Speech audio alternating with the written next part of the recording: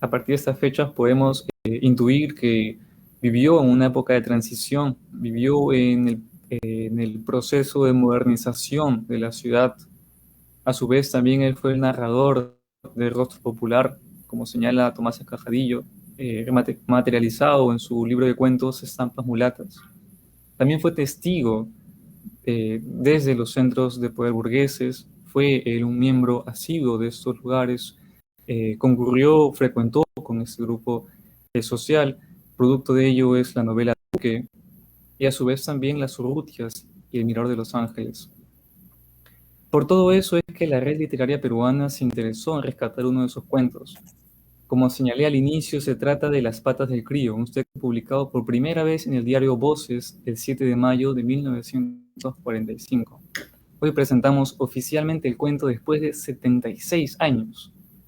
En este cuento observamos un desencuentro entre un hombre pobre o un pobre hombre humilde, como lo señala el narrador, y un miembro de esta prestigiosa clase alta limeña, entre comillas, también con sorna, nos refiere el narrador.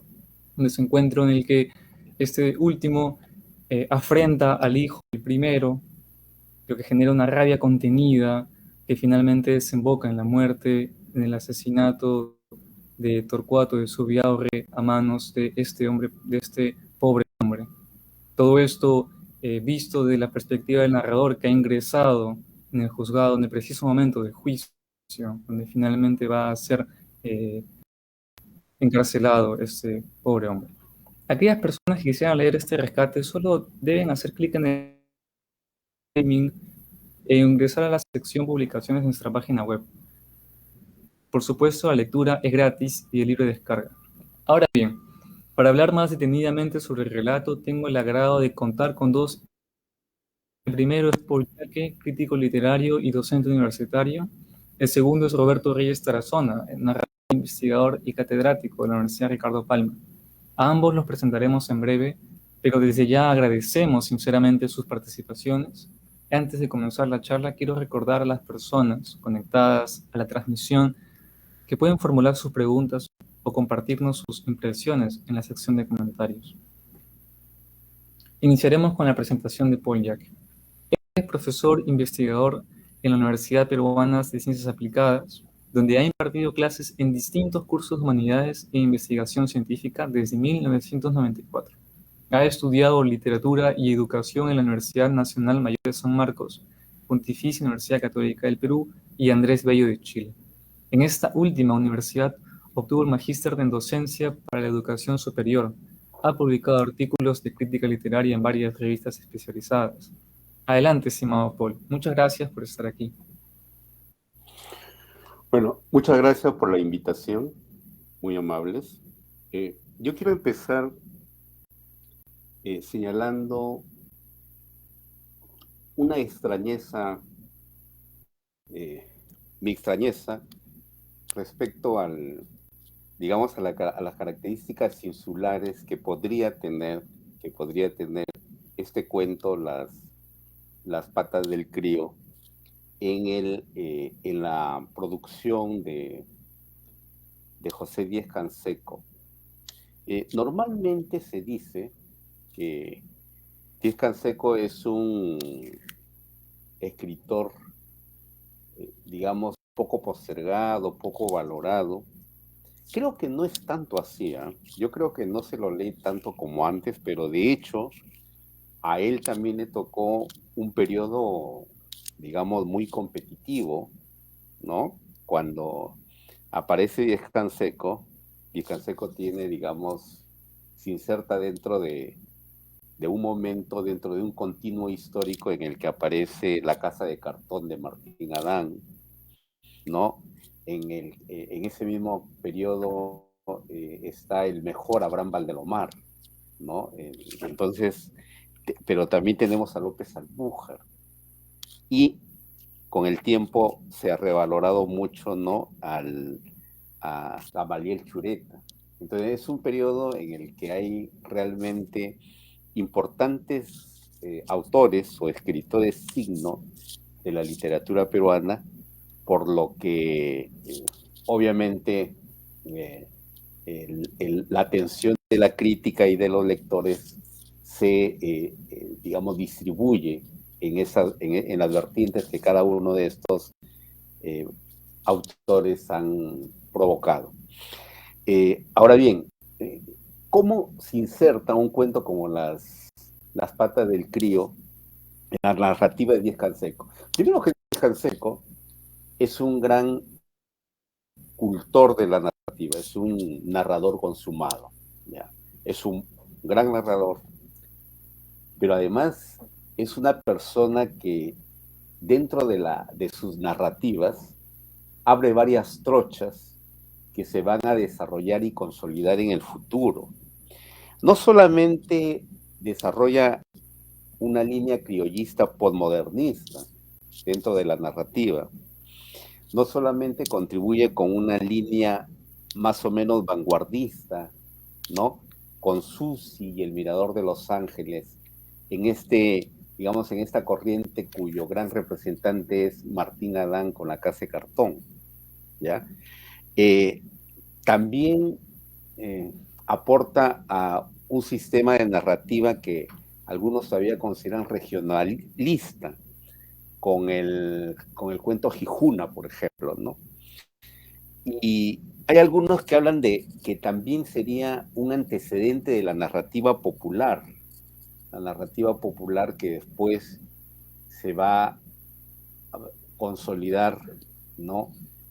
Después de la generación del 50, probablemente con cultores, justamente Roberto Reyes Tarazona, que hoy día nos acompaña, es también uno de los representantes de esta narrativa que Antonio Cornejo Polar llamó, entre comillas, haciendo explícito este término, narrativa popular. Pero también es un narrador que se adelanta a la narrativa de la negritud, ¿no?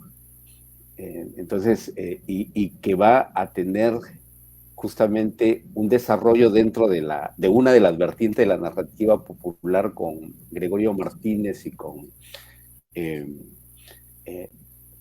Antonio Galvez Ronceros, ¿no es cierto? Entonces, y una cosa muy importante, y creo que por ahí podría insertarse de manera gruesa el cuento Las patas del crío, ¿no? Según una hipótesis de mi amigo Tomás Escajadillo, Duque, ¿no? Que es una muy buena novela, empezaría la línea de novela antiburguesa, ¿no? Como aquella narrativa que cuestiona generalmente de forma moral, ¿no?, a las clases altas y dominantes que refiere la narrativa de Díez Canseco. Y creo que por ahí va el asunto, ¿no? Por ejemplo, el señor Torcuato, ¿no?, el que insulta al protagonista del cuento, ¿no? Es un representante de las clases altas, de los sectores dominantes, y justamente la posición, en principio, del narrador o del autor implícito en el cuento es la de cuestionar este tipo de, digamos, de cuestionar moralmente, ¿no?, el estilo de vida de esta persona, pero no tanto el estilo de vida, creo, sobre todo su forma de reaccionar frente a una determinada eventualidad que coloca en la circunstancia a un representante de las clases altas limeñas con un par de representantes de los sectores populares, como son el niño, ¿no?, y el que después sería el asesino del dominante, del señor Torcuato, ¿no? Entonces, desde esa perspectiva, creo que podría entenderse que el texto va dentro de esa línea, una línea antiburguesa, ¿no? Una línea de la narrativa antiburguesa, cuyo máximo cuyo producto vendría a ser Duque. Sin embargo, también hay un elemento que a mí me llamó mucho la atención, ¿ya? Y que tiene que ver con el hecho de que la trama, en principio, parece una trama policíaca. Inclusive, cuando empieza el cuento, el narrador, que valga la redundancia, narra en primera persona, ¿no? Empieza a decir que se siente, va a buscar a un magistrado que enseñe San Marcos también y que de pronto se pierde y se pierde y en una oración o dos oraciones, ¿no? Da la impresión de que entra en un torbellino espacial y de pronto se encuentra con una sala donde van justamente a juzgar a este representante de los segmentos populares. Y se queda ahí, de pronto interesado por el problema, por el juicio, e ingresa en esta habitación. Pero esa trama entonces policíaca, un poco que deviene antipolicíaca, porque ya no hay que buscar al asesino, el asesino está ahí, va a ser condenado. Entonces el narrador tiene como estrategia, ¿no?, fijarse cuál ha sido la causal del homicidio cometido por este señor representante de lo popular. Y entonces ahí viene algo que a mí, en la primera lectura que hice, no me pareció que se saliera del código realista de una trama narrativa cerrada. Pero en la segunda lectura sí percibí que puede darse pie a una distinta interpretación. ¿Por qué? Porque si lo vemos desde el punto de vista policíaco o de investigación, digamos, forense, judicial, para un homicidio hay siempre una razón, hay siempre un motivo, una motivación, ¿ya? Y en este caso, la motivación es solamente, según lo contado en el cuento, es un insulto. Pero es un insulto que además resulta ser desmesuradamente considerado por el otro, y llegado el momento, ¿no? Su reacción es muy impulsiva, pero no hay elementos antes de ese momento en el que este artesano, este tapicero, ¿no? Reaccione así, o sea, no hay estos elementos. Por lo que en un momento yo empiezo, me quedó la sensación de que tal vez no estaba diciendo la verdad, y que inclusive el cuento termina con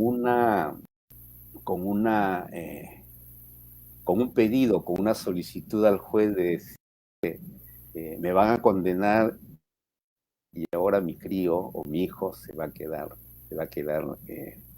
solo, sin sustento, etcétera, ¿no? Ahora, fíjense además que el insulto se basa en pata de crío, es decir, no es un insulto, digamos, muy probablemente en la época podría ser fuerte, pero aún así, digamos que me parece difícil que amerite que sea la motivación para un homicidio dentro de la trama, si la vemos desde el punto de vista policiaco. Por supuesto, sin duda, hay una visión paternalista, ya empática por las clases populares, pero al mismo tiempo, también como en Duque, no hay una distancia tampoco muy severa con respecto del personaje de las clases dominantes. Simplemente su actuar frente a los sectores populares en la colisión que narra que narra el acusado, porque él no es, el narrador no estuvo presente, ¿no? Sería, digamos, lo realmente censurable. Esa es mi primera impresión con respecto del cuento. Es muy interesante esta segunda lectura que has compartido, en el que probablemente el acusado esté mintiendo, ¿no? Para poder, bueno, esté buscando la compasión o apelar a la emoción, y que si bien no se observa en el juzgado, sí se reconoce de forma exitosa en el narrador, ¿no? El narrador eh, siente, digamos, no en la misma medida la pena, o siente el dolor e incluso la injusticia de la posición en la que se encuentra este hombre. Es interesante ver que el narrador sí ha calado el relato del acusado. Claro.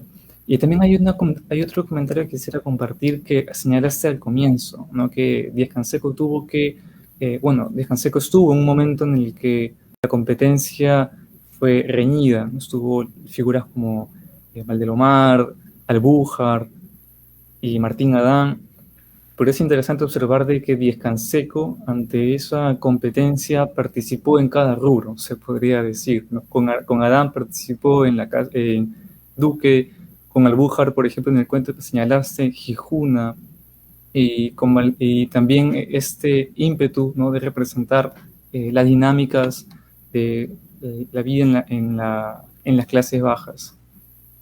Ujú. Muchas gracias, Paul. Ahora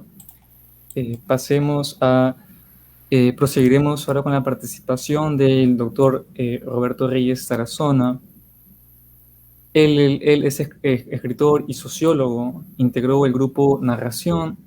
En 1973 obtuvo el primer premio del Concurso Nacional de Cuentos José María Arguedas. En 1985, el segundo premio Copé de cuento auspiciado por Petroperú. Ha publicado 3 novelas, 6 antologías, 6 libros de cuentos y dos de estudios literarios. Su novela Los verdes años del billar fue traducida al rumano en 1988. Algunos de sus cuentos han aparecido en diversas antologías del Perú y el extranjero. Actualmente es profesor principal en la Facultad de Arquitectura y Urbanismo en la Universidad Ricardo Palma, donde dirige la revista Arquitectos. Es además miembro del número de Instituto Ricardo Palma y asesor técnico del Vicerrectorado de Investigación. En el año 2012 recibió la Orden de Mérito Duarte Sánchez y Mella en el grado de Gran Oficial por la República Dominicana.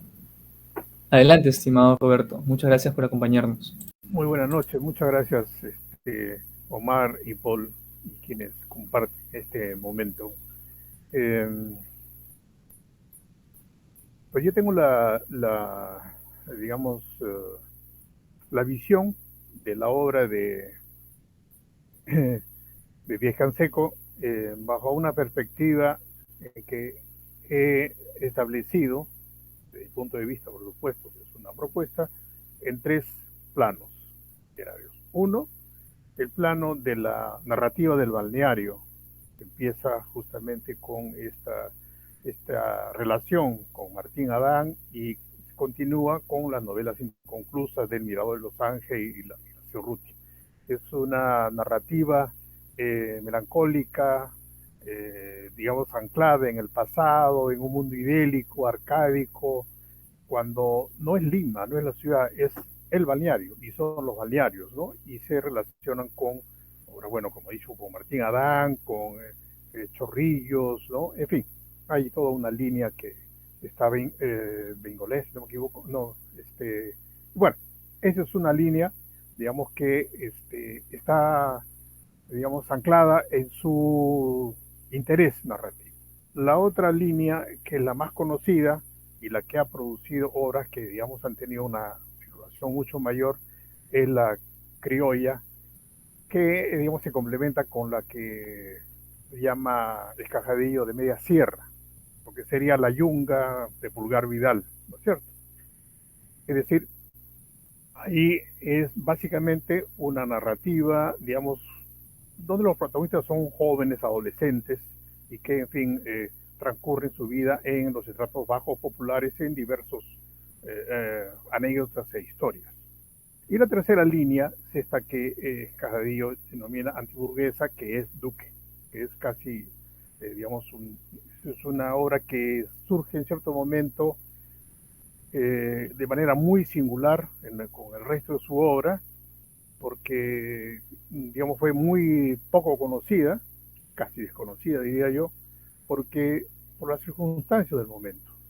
Se publica en Chile el año 34, cuando está Benavides, se publica, digamos, en una editorial donde está Luis Alberto Sánchez, y los chilenos, perdón, y argentinos recibían a los políticos peruanos, apristas y comunistas que estaban en el exilio, y viene entonces esta novela publicada en Chile, en esa época, en la dictadura, y por lo tanto entonces era muy difícil encontrar ejemplares. Uno, por la circulación comercial, y dos, porque políticamente, porque es antiburguesa, como bien dice Escajadillo, donde, digamos, pone, digamos, en ridículo, y pone, digamos, incluso más allá del ridículo, a la clase burguesa, porque el protagonista es una persona de la aristocracia criolla que es homosexual, ¿no?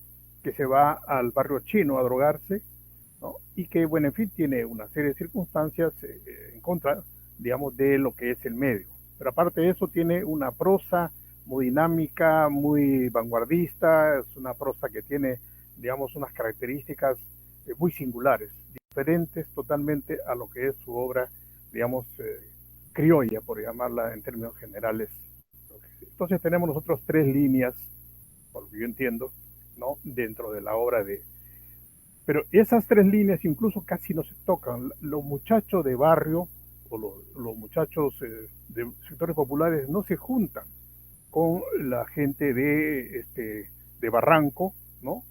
Y de, bueno, sí, la que es Barranco mismo, sino son dos mundos, dos lenguajes, dos historias distintas, y que él las maneja porque él, digamos, ha vivido en parte esos dos mundos. Lo otro, como digo, es una cosa singular que es conflictiva, no solamente porque desde el principio, según él dice, esa novela salió sin su autorización, cosa que es muy discutible, y sale una segunda edición, el año 37, pero que fue cuestionada, fue de hecho vapuleada por la poca gente que en la burguesía leyó esa obra, y por lo tanto entonces debió haber tenido una presión muy fuerte para, digamos, que rechazara y desconociera y no volviera a intentar algo parecido, desde mi punto de vista. Entonces, ¿qué es lo que pasa? Yo tengo la edición de la Católica, donde está este cuento, ¿no? Las patas del crío, y el editor, que hace un trabajo bastante amplio, porque es, digamos, no solamente compilador, el que arma la edición, sino también es crítico, es Valentino Iannucci, plantea justamente en la introducción un comentario de justo este cuento, Las patas del crío, y, en fin, hace una serie de consideraciones. Pero este cuento lo inscribe dentro del conjunto de cuentos que son los últimos que escribe Díez Canseco, y que no se publican en el libro y salen en revistas. Son, a ver, los cuentos que tienen como título general Una historia sin nombre, y son unos 5 textos. El último de ellos es Las patas del crío, y de acuerdo a la información que él presenta, es el último libro que escribe, el último cuento que publica Díez Canseco, que es del año 45, y después ya no publica nada más en vida, ¿no? Bueno, hay una serie de consideraciones, y la impresión que yo tengo es que este conjunto de cuentos, pues son unos 5 cuentos, pues igual es un poco diferentes a la tónica anterior, van a ser para mí un tránsito, una búsqueda, ¿no? Que Díez Canseco estaba tratando de unir escenarios y personajes que no los había hecho, o que habían tenido una relación muy poco articulada. Entonces, el personaje de la aristocracia con el personaje popular no habían tenido esos cruces hasta ahora, y mi impresión es que él estaba buscando, porque los cuentos son diferentes, estos 5 o 6 cuentos son distintos y hay una búsqueda de nuevas alternativas, nuevas expresiones. Hay incluso un cuento pues con un ambiente francés, un personaje norteamericano, otros, en fin, diversos, ¿no? Entonces, esa es la primera impresión que tengo yo de este cuento. Que una primera lectura, pues tampoco me impresionó mucho, ¿no? Porque, digamos, acostumbrado a leer obras en los años 50 y más adelante, digamos, donde los conflictos sociales son mucho más duros, son mucho más confrontacionales, pues tiene un carácter muy singular, muy particular. Entonces, ahí eso en una segunda lectura me mereció una reflexión, porque es cierto que la obra de Díaz Canseco ha tenido, digamos, muy pocos estudios, muy poca difusión, más allá de las antologías que eran inevitables que saliera El Trompo o Gijuna, ¿no? En una época no se conocía, no se estudiaba, en fin, que como bien lo ha señalado, que parece que tiene una influencia con Bryce, con el sentido de humor típico de Bryce, dijo, pues no, sí, la única influencia que yo reconozco de la literatura peruana es Duque. Ahora, lo único nomás es que me falta leerla. Entonces, ese tipo de cosas son propias de él, ¿no? Pero Duque se reedita en Lima 40 años después de haber sido publicada por primera vez por Pace. Pero, sin embargo, yo pienso que no era un libro aislado y de alguna forma digamos, ha penetrado en la narrativa de los años 50. Yo encuentro, por ejemplo, una relación con Osvaldo Reynoso y bueno, obviamente con Bryce. ¿En qué sentido Osvaldo Reynoso? Para mí hay un paralelo, yo podría hacer un paralelo entre los cuentos criollos de Díaz Canseco y Los Inocentes de Osvaldo Reynoso. La visión es la visión de fuera, de alguien mayor o alguien que tiene una perspectiva, en el caso de Canseco, de clase, ¿no? Que mira a la gente, digamos, de sectores populares con mucho cariño, o en fin, qué sé yo, con mucha simpatía, pero es alguien de otra clase. Y Osvaldo Reynoso, si bien se siente comprometido con Los Inocentes, al final, si ustedes recuerdan, en el último cuento sale el profesor y dice, ¿no?, que este personaje pues va en algún momento a darse cuenta de la vida, qué sé yo. Entonces son personajes que están en otra distancia y que van a presentar el mundo popular descarnado, en el caso de Osvaldo, el mundo popular con la gracia, la picardía, las características propias pues, de lo que se considera, digamos, el carácter popular. Hay un texto interesante que estaba releyendo de Eva Valero, Juan, no sé si la conocen, que ella escribe un libro que para mí es bastante bueno, dice Lima en la tradición literaria del Perú, y le dedica un capítulo a Díaz Canseco. Aparte de las consideraciones que por supuesto no voy a entrar, porque habla de diversos aspectos de la obra, lo interesante es que a la par del capítulo correspondiente a Díaz Canseco pasa a Felipe Pinlo. Esta escritora es española y hace un cruce entre el criollismo del vals como expresión artística criolla popular y la aparición de Pinlo, que cambia e introduce temas sociales, ¿no?, en esta musicalidad y en este criollismo que establece, en fin, la tradición que va yendo, ¿no?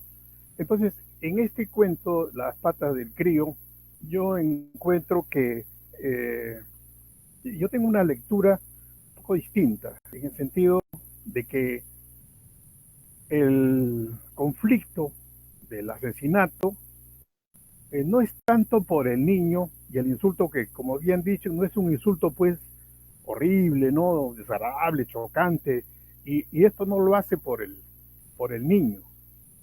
El niño es el vehículo, lo hace por la humillación a la cual fue, digamos, obligado por su condición física, con su condición social, en fin, la cobardía en última instancia, no haberlo enfrentado y haberse bajado del autobús o del bus y haber, digamos, caminado. Entonces, esa sensación, digamos, de humillación, ¿no? Es la que es el elemento articulador de este desencadenamiento. Y ahí hay una cuestión que también, bueno, yo alguna vez lo he dicho en un texto, digamos, los valores de las clases populares, de los muchachos, en general, de la obra criolla o criollista de Canseco, en realidad, en muchos casos, son valores implantados desde la visión de la aristocracia, llevado al sector popular, porque, bueno, conociendo un poco, yo conozco un poco el sector popular, esos patrones del honor, ¿no? de alguna, digamos, reacciones, son reacciones trasladadas desde una visión aristocrática al mundo popular. Algunas funcionan, otras creo que son un poco impostadas, pero como tiene un gran talento narrativo, obviamente que eso no es visible. En este caso, hay elementos que introduce su visión. A mí me llamó mucho la atención esa escena donde le lava los pies y le besa los pies. Eso parece Jesucristo en la última cena. Realmente para conmover, ¿no es cierto? Son recursos que no son, decir, para mí esto, digamos, va haciendo, digamos, una lectura enternecedora, que es lo contrario de lo que él estaba sintiendo.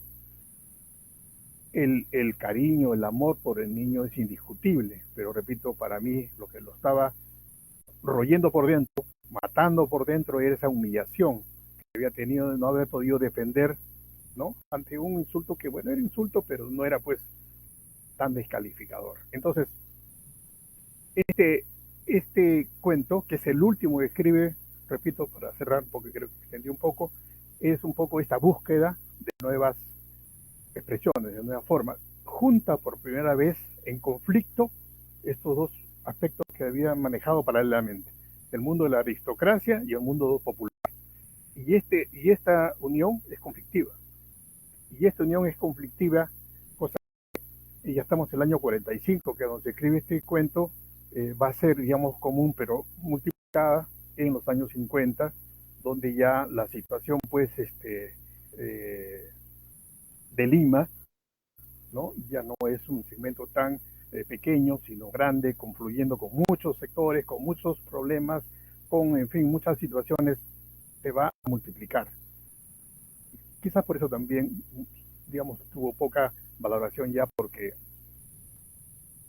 había algo que superaba mucho más esto. Además eran cuentos que él estuvo sacando en una etapa, según dice el autor, que explica un poco la vida de Díez Canseco, que entre el año 45 y 49 entra a trabajar al periodismo y trabaja desenfrenadamente. Porque se casó, porque tenía necesidades y prácticamente dejó de escribir porque no tenía tiempo. Y entonces dejó cosas inconclusas, pero tenía lo que tiene todo creador. Digamos, la búsqueda de nuevas formas, de nuevas expresiones, de nuevas respuestas a su momento, a las circunstancias que estaban significando el cambio de Lima, de la Lima de Gálvez a la Lima tradicional, a la Lima moderna, y en eso lo agarra la muerte. Gracias. Muchas gracias, estimado Roberto. Justo señalas el nombre de un autor que ha escrito una novela cuyo título a mí personalmente me encanta, que es Una Lima que se va, ¿no? Y puede estar vinculada precisamente con la obra de Díez Canseco en su etapa tardía. Y para, digamos, quisiera también abordar finalmente algo que ambos han comentado, ¿no? La gravedad del insulto. Y hay un momento interesante en el cuento en el que él comenta que las patas no eran patas, eran piernas, y el crío no era crío, era mi hijo. Entonces, parece que en este comentario que extiende no tanto el insulto cometido a su hijo, sino el insulto cometido hacia él mismo, ¿no? Y esta ofrenda que animaliza a su hijo, que también se extiende a una animalización o digamos, desprecio a su propia persona, ¿no? Lo que causa esta humillación que se extiende de sobremanera hasta un momento climático y abiertamente violento, como este martillazo que atiza finalmente a Torcuato.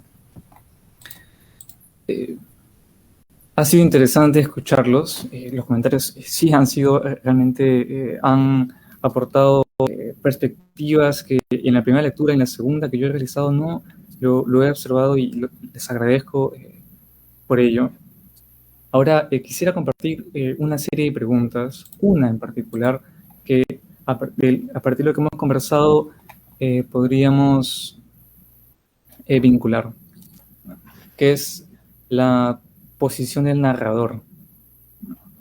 Si bien tenemos conocimiento de las acciones principales del relato a través de las intervenciones del acusado, el pobre hombre, también se presenta otra perspectiva, ¿no?, del narrador. Es él quien nos introduce en el relato, tal como ha enseñado Paul, ¿no?, en este ambiente policíaco. Y es durante el juicio que los testimonios del acusado logran conmover al narrador y emparentar con su causa y, ¿por qué no?, justificar el crimen. Es en ese sentido que aquí la pregunta que planteo: ¿se podría sostener que el narrador reivindica la condición social subalterna de los estratos bajos? Por ejemplo, cuando al final comenta, y sobre la silla, sobre el banquillo de los acusados, en que ese hombre jamás debió sentarse, señala al final.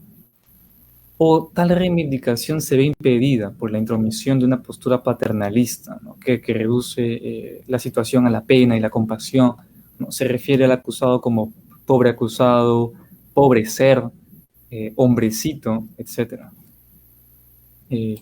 ¿Quién quisiera responder ante esta pregunta? Bueno, a ver, vamos a ver.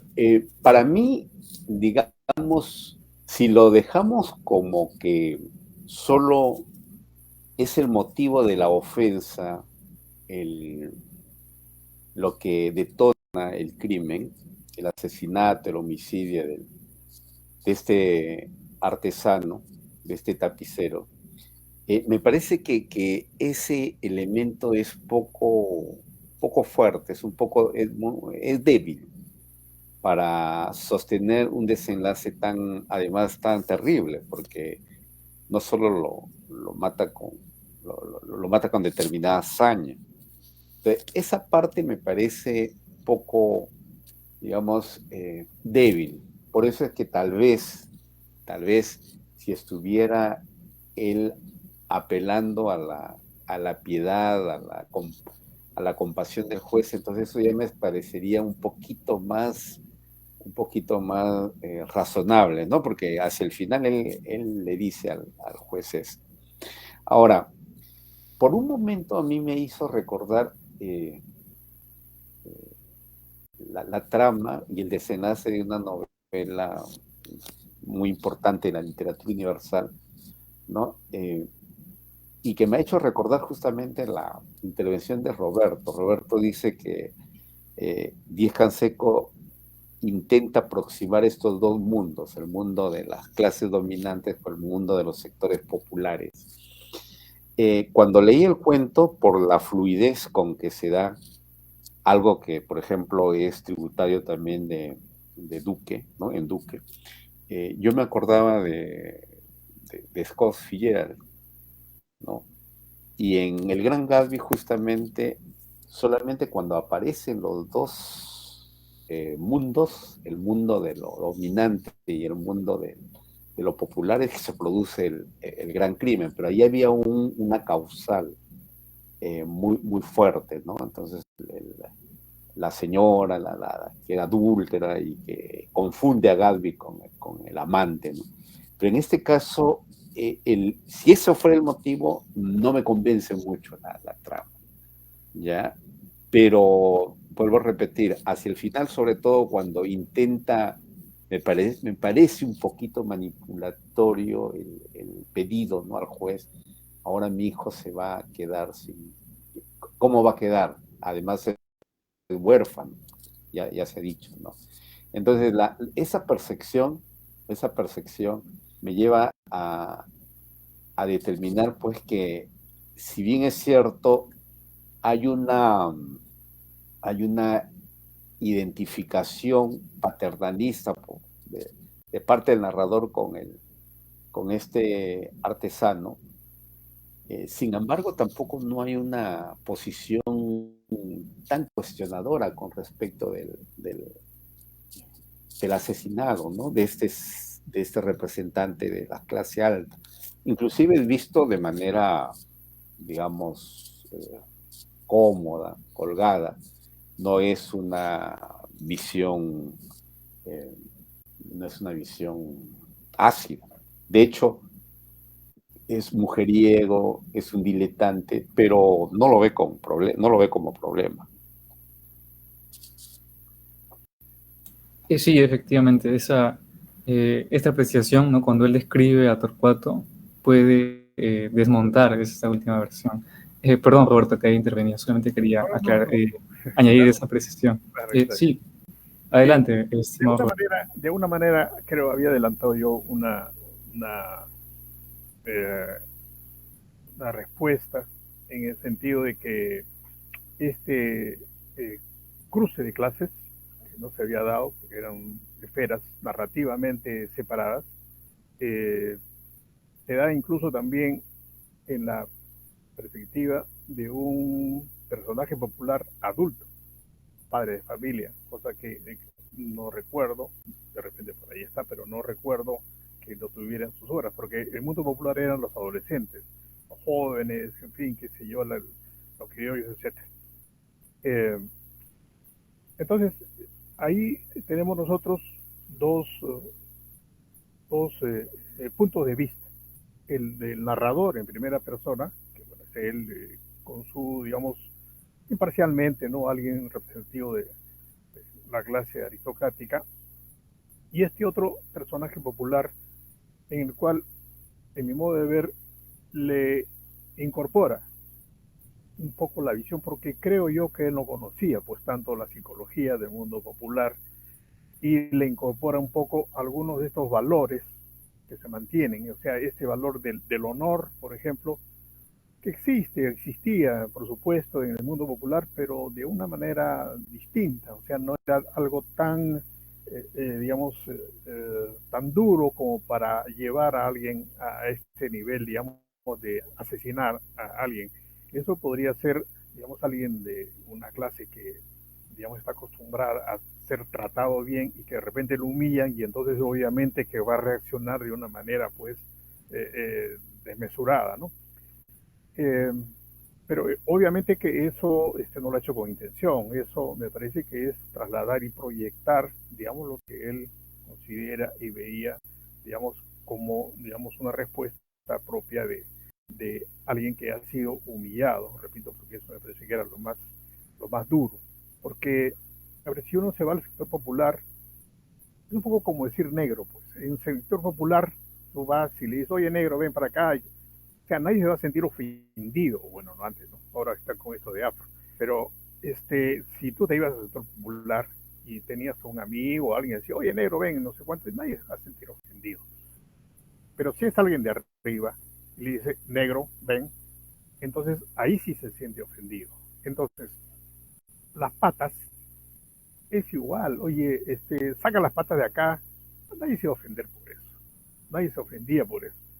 Que alguien de la clase alta le diga las patas ya lo está animalizando, porque creo que eso es lo que puede ser. Pero tampoco no es pues una expresión que se desenvuelva en una situación. Y el crío, que tampoco no es pues un término, digamos, descalificador, ¿no? En fin, entonces vuelvo a insistir que mi perspectiva es, claro, no es agradable, es humillante, por supuesto, pero ahí había algo de clase que estaba emergiendo, estaba saliendo y que se plasma en esto. Ahora, no, yo no creo que sea uno de los últimos cuentos, mejores como plantea crítico Iannucci, porque creo que hay algunas cosas que, bueno, de repente las cosas han cambiado, pero digamos, que alguien que vive en una gran residencia, que sea poco menos que un aristócrata, que tiene, en fin, una serie de ventajas, suba a un ómnibus y se cruce con alguien de sectores populares, lo veo poco, o sea, poco forzado, ¿no? La separación de clase ya se había dado en los años 20 y 30, cuando la gente, digamos, la aristocracia criolla, por decirlo, pues había comenzado a irse pues a Paseo Colón, hacia Santa Beatriz, Miraflores y San Isidro. Ahí se separan, porque antes, Luis Alberto Sánchez dice, la residencia del fulano y tal, a media cuadra había un callejón, y a media cuadra había un burdel. Entonces en el centro de Lima había de todo. Lo que diferenciaba era, por supuesto, el tipo de casa, qué sé yo, pero no había la separación de clases. Eso se va a dar después, ¿no es cierto? Ya después de los años 30 sobre todo. Entonces estamos en una época de cambios, ¿no? Y en esa época de cambios, este personaje a veces me parece poco verosímil. Lo hace, digamos, el cuento llevadero por el talento que tiene Descanseco, la capacidad de poder dosificar la historia, qué sé yo, pero en realidad, analizándolo, en fin, no tiene pues una solidez y consistencia, digamos, tan grande como para, digamos, considerar que sea de los mejores cuentos que ha escrito Descanseco. Creo que es, repito, un cuento de búsqueda. Está buscando él, digamos, nuevos escenarios, nuevos mundos, nuevas expresiones, responder a su época, a su tiempo, que había cambios, y toda búsqueda pues es eso, es avanzar, encontrar aspectos, mostrar cosas interesantes y otras no tanto, ¿no? Eso es lo que es la impresión que me ha dado ese cuento, ¿no?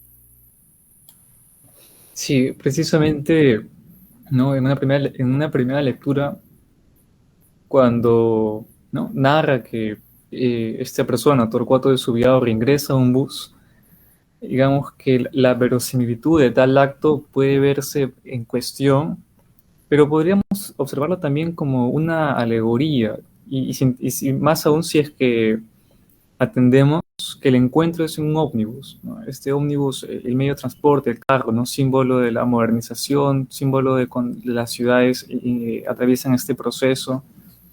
Y también en relación con lo que anteriormente habías comentado, ¿no?, esta búsqueda de escenarios, también esta búsqueda de escenarios también se ve impulsada por esta nueva realidad que está tomando forma en la ciudad, ¿no?, en la que estas delimitaciones sociográficas comienzan tal vez a flaquear, e incluso hay cierto éxodo, entre comillas, de las zonas céntricas de la ciudad a lugares como San Isidro, Miraflores.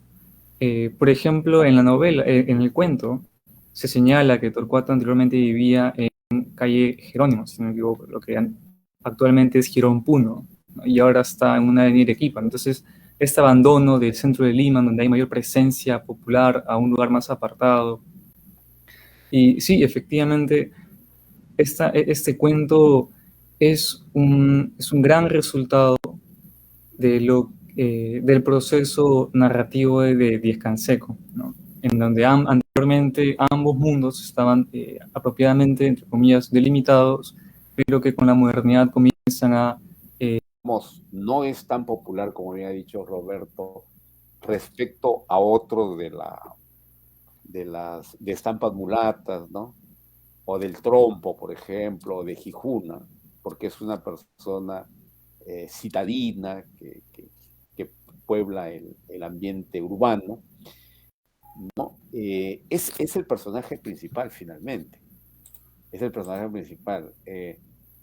Luego de eso ya el señor Torcuato, si bien es referido, todas las referencias que tenemos son referencias de segundo tipo, tanto por lo que el narrador lo ha conocido o ha conocido algunas referencias de él, y por otro el homicida, ¿no?, el artesano, que empieza a decir algo, pero finalmente quien está en la palestra, en el foco, es este señor, el artesano.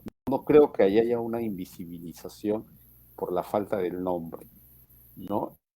Y el narrador se conduce muy bien en un papel de testigo, ¿no? Y tampoco tiene nombre, dicho sea de paso. Bueno, a ver, apelando a a llevar esto un poco a la parte sociológica, aprovechando, sabe que soy sociólogo, a ver, si lo podemos simplificar primero para partir en dos cosas. Las masas son anónimas y la aristocracia es individual y tienen nombre y apellido y abolengo y ascendientes. Las masas no tienen, o sea, se supone que las masas no tienen abuelo con un nombre definido, simplemente son eso, personas que viven al día, en el momento. Y su preocupación no es pues más allá de los padres cuando los hay. Entonces hay una diferencia, indudablemente, que está bien planteada, porque ese personaje con nombre y apellido, yo con casa, etcétera, es representante de la aristocracia tradicional. El narrador, yo puedo verlo como lo que llaman en algunos casos la burguesía emergente, el intelectual que está observando esta situación. Y el otro personaje es el de las masas, que incluso no son las de las barriadas o las invasiones, es artesano, que está más ligado a principios de siglo con los anarquistas y con la gente que, digamos, conformaba pues los estratos bajos de Lima en esa época. Entonces lo que estoy viendo yo es que el narrador observa este conflicto, este choque entre dos representantes de formas, digamos, que están tendiendo a desaparecer, porque si recuerdan cuando la novela esta de Bryce, Mundo para Julius, ahí hay el padre que pertenecía a la aristocracia antigua que tiende a desaparecer y reemplazada por la burguesía nueva, el personaje que está imponiéndose sus patrones, su forma de vida, etcétera, y lo otro se refleja a través del cambio de casa, ¿cierto? Porque antes vivían en una residencia tradicional y después están viviendo en un hotel, el Country Club, por supuesto que es la zona más moderna y donde también coincide justamente Duque de Díaz Canseco, que es la representación, digamos, de la modernidad de Lima, ¿no? París, Norteamérica, llevados al mundo, digamos, diferente del tradicional antiguo que va quedando atrás. Ahora, de repente es toda una serie de especulaciones, pero en el fondo yo veo esa confrontación que el narrador todavía no lo ve de una manera mucho más violenta, porque su perspectiva es más amable, en realidad tiene una personalidad más amable a pesar de que ha tenido sus momentos, digamos, de enfrentamiento, pero es risueño, es amable, busca la ironía, tiene, digamos, momentos, digamos, muy nostálgicos, melancólicos, y su prosa muestra pues este mundo en el cual lleva a uno a estas situaciones de ver el balneario, lo que era Lima, estos escenarios pues idílicos, podríamos decir, y lo maneja muy bien.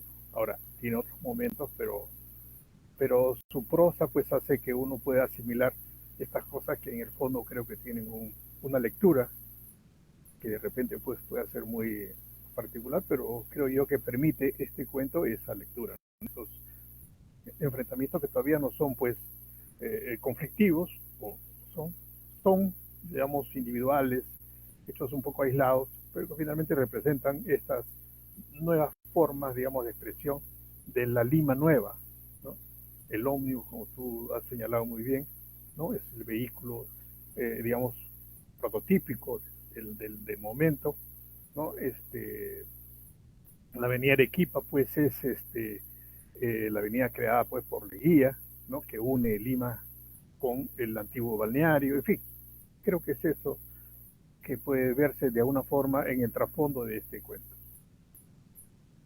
Sí, precisamente es el motivo, ¿no?, de la pregunta del anonimato del protagonista, ¿no? Porque sí, sí, puede que no trascienda, digamos que carezca de algún nombre el protagonista, porque después de todo está ahí, ¿no? Se narra su punto de vista, se conoce su testimonio y su lado de la historia, o también podría ser síntoma o indicio, ¿no?, de la condición social que adolece este grupo. Ujú. Sí, sin duda alguna es muy interesante estos dos puntos de vista que se han planteado. Bueno, lamentablemente el tiempo nos ha quedado corto. Yo agradezco a cada uno de ustedes, Paul, Roberto, estoy muy agradecido por los comentarios, ¿no? Por las apreciaciones y lecturas. Sin duda alguna han arrojado nuevas luces a las lecturas que yo he tenido el texto y espero también, ¿no? Que ayude a quienes también van a comenzar con esta lectura de Díez Canseco, que sin duda alguna es muy vasta, tiene distintos aristas por el cual ser leído. Duque es un ejemplo de ello. Las patas del crío lo acabamos de testificar, acabamos de observar el día de hoy. Tal vez nos podrían compartir unas últimas palabras, estimado Paul, estimado Roberto. Bueno, primero agradecerle su invitación, ¿no? Agradecer la compañía de Roberto. Y bueno, decir que si bien como ha remarcado Roberto, este no es el mejor cuento, ni está dentro de los mejores cuentos de Díez Canseco. De hecho, el cuento imprescindible de Díez Canseco creo que seguirá siendo El Trompo, ¿no? Sin embargo, es una ocasión para regresar sobre un autor que es importante en la literatura peruana, no solo porque se atrevió a, digamos así, a correr en continuos diferentes, ¿no? Por el lado, con una tendencia por el lado de Martín Adán, con otra tendencia por el lado de Enrique López Albújar, no con Abraham Valdelomar, etcétera, sino también porque es poseedor de una buena prosa, de una prosa que es su mayor caudal, inclusive con una trama, con algunos personajes, ¿ya? Y con algún ambiente que podrían resultar poco consistentes. Sin embargo, la, la facilidad narrativa del escritor hace que su lectura siga siendo agradable pese a los muchos años transcurridos.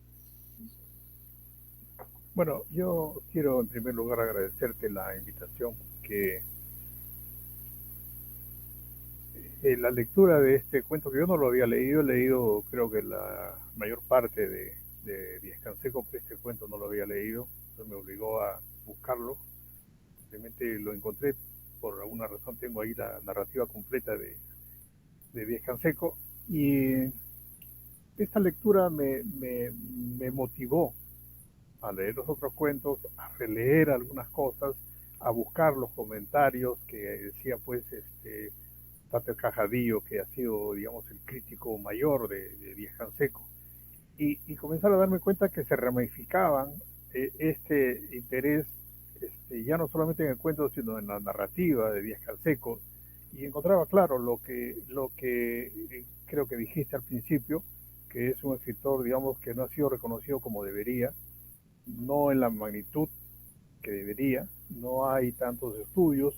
Creo yo tengo algunas ideas sobre por qué podría haber sido, ¿no? Llegó muy temprano para unas cosas y todavía muy tarde para otras, y en fin, qué sé yo, hay una serie de circunstancias que han hecho que no tenga la suerte. Él entra a ser escritor, digamos, un magnífico escritor, de una época en que el indigenismo tenía el protagonismo y tenía, digamos, una fuerza, y tenía Arguedas y Ciro Alegría, que gana un premio internacional, y en fin, el escenario narrativo del Perú en los años 30, 40 era indigenismo, ¿no? Entonces fue, digamos, visto como un hermano menor, y el regionalismo pues no se definió del todo, y en fin, entonces creo yo que fue el hermano menor de la etapa esta del 20 al 50, y el 50 cuando llegan y ya las cosas habían cambiado tanto, las barriadas, las migraciones, el crecimiento de Lima, los diversos personajes, entonces ya él llegó, digamos, ya de una manera que no fue tan notoria como hubiera sido en otras circunstancias. Entonces creo yo que hay hechos externos que han hecho que, digamos, la riqueza narrativa que tiene, los logros, en fin, los personajes, en fin, hay diversos aspectos, digamos, que no han perdido vigencia, porque uno los lee con agrado, pues ha tenido esta suerte que debería cambiar y incentivarse la lectura, la crítica, la interpretación, porque da para muchos sus obras, la diversidad de aspectos que toma, en fin. Y bueno, eso yo agradezco porque, bueno, me he metido nuevamente y claro, me ha costado salir porque, bueno, tengo otras obligaciones, pero realmente creo yo que si uno se mete en el mundo de Descanseco va a encontrar muchísimas cosas estimulantes, ¿no? Gracias. Bueno, nuevamente enfatizar el agradecimiento a ambos y nuevamente que lamentablemente el tiempo nos ha quedado corto porque no, hay sin duda alguna más por hablar de este cuento, de las patas del crío, hablar también sobre su ubicación en la obra de Díez Canseco y, ¿por qué no?, también de la obra de Díez Canseco en general. Entonces, yo enfatizo, ¿no? Muchísimas gracias por su asistencia, muchísimas gracias por aceptar la invitación y bueno, sería todo por el día de hoy y todo también por el conversatorio. Hasta luego. Muy bien, hasta luego, Omar.